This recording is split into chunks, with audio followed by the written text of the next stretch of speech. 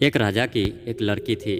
उसका प्रण था कि जो पुरुष ईश्वर में सच्चा विश्वास रखता होगा उसी से वह शादी करेगी। शादी के इच्छुक कई राजकुमार तथा अमीरजादे आए, परंतु सभी राजकुमारी के साथ प्रश्नोत्तर चर्चा करके हार कर चले गए। कुछ दिन बाद एक साधु आया और उसने पहरेदारों से पूछा, राज दरबार में भीड़ भाड़ क्यों है? पहरेदारों ने कहा, तू जा अपना काम देख, तुम्हारे जानने योग्य कुछ भी नहीं है। उस साधु ने हठपूर्वक कहा, भगवान ना जाने कब किस बात को पूरा करता है, सो तुम मुझे भी बात से अवगत करा दो।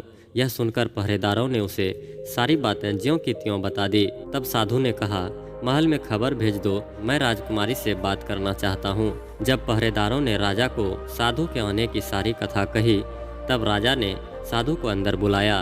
राजकुमारी और साधु के बीच प्रश्नोत्तरी चर्चा हुई। राजकुमारी ने बड़ी खुशी से शादी कर ली। दूसरे दिन वे दोनों साधु के वेश में राजमहल से निकल गए और भीख मांगकर खाना खाया।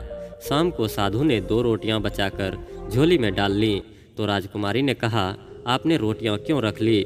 साधु ने कहा, कल सुबह तुम्हारे लिए। तब राजकुमारी ने उत्तर दिया, क्या कल के लिए भगवान पर विश्वास नहीं? सुनते ही साधु ने रोटी कुत्ते को डाल दी और दोनों आराम से सो गए। सुबह उठकर नहा धोकर दोनों एक मंदिर के सामने बैठकर भजन करने लगे।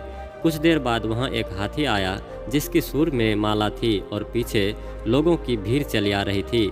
हाथी ने माला साधु के गले में डाल दी और सूंड से उठाकर अपनी पीठ पर बैठा लिया। राजकुमारी यह सब देखकर बड़ी हैरान हुई और साथ आई भीड़ से इसका कारण पूछा, तो उन लोगों ने बताया कि पास के किसी एक राज्य का राजा मर गया है, उसके कोई उत्तराधिकारी नहीं है, इसलिए वहाँ की प्रजा ने यह निश्चय किया है कि यह हाथी जिसे माला पहना देगा वही वहाँ का राजा होगा। इस प्रकार साधु राजा तो बन गया, परंतु जनता ने जब उनसे चलने का आग्रह किया तो उसने कहा, मैं अकेला नहीं चलूँगा, मेरी स्त्री भी साथ चलेगी। जनता ने सहर्ष स्वीकार कर लिया और उसे ले जाकर गद्दी पर बैठा दिया।